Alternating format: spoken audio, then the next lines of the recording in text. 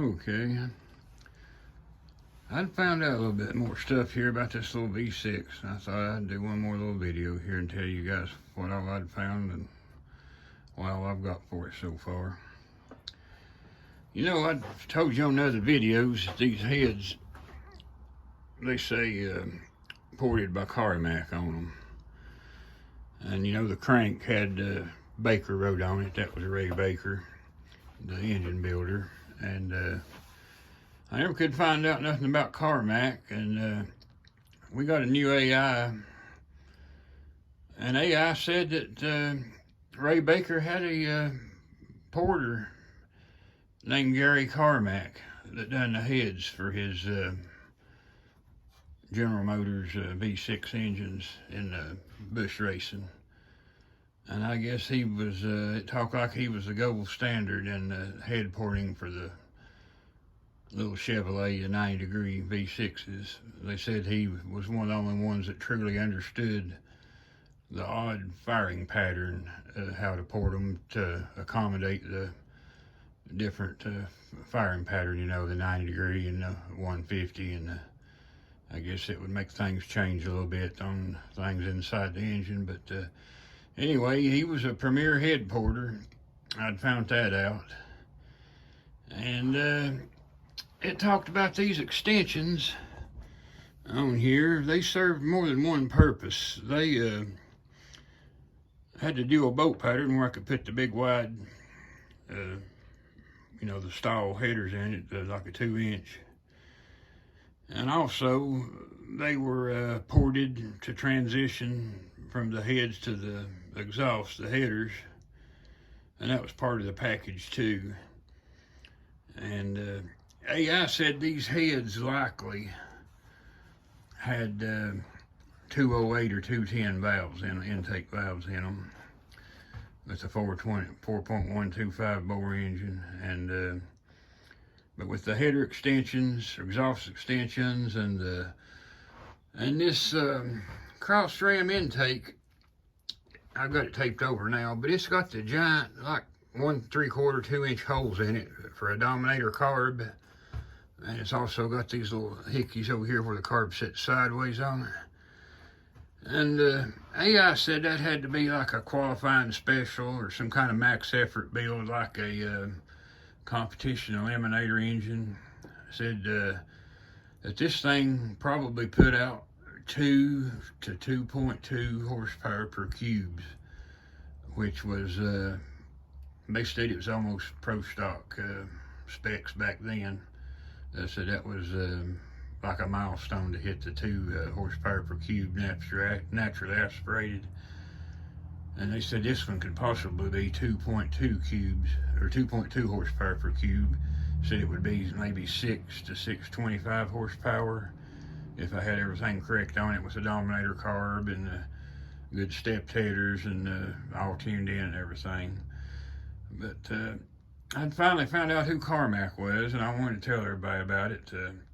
He was Ray Baker's premier head porter, and he was the gold standard when it come to the 90-degree Chevrolet V6s.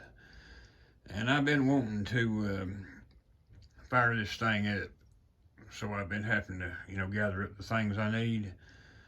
I think a video or two ago I'd showed you the MSD box I got for the odd fire engines, and I got it here in a box. Ignition box for the odd fire V6. I done showed you that. It was the CSI digital, or SCI digital. And then in the mail the other day, I got me a coil, a nice vibration proof MSD coil, and I got an oil pressure gauge for it. And I got me a case of pen grade oil.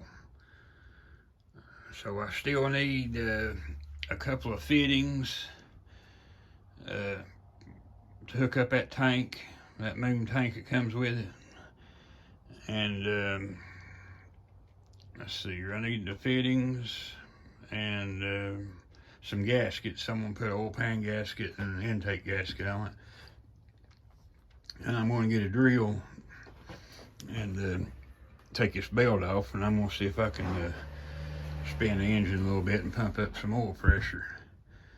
And if I can get that thing to show some decent oil pressure with the drill, then I guess I'll get that thing checked out, and if there ain't nothing wrong with the springs, they look good. You know, the rockers have been loosened on it, but I just about have the stuff here rounded up to fire it up. I still got to get a set of headers, and I got to get a starter, and I need some plug wires, and you know, I still need 4 or 5 items, but I've got a start on it here. But it's in the middle of the winter, and it's been below freezing for like a week or two now, and we finally had a nice day, and I come out here in the garage and thought I'd tell you guys about the Carmack port job.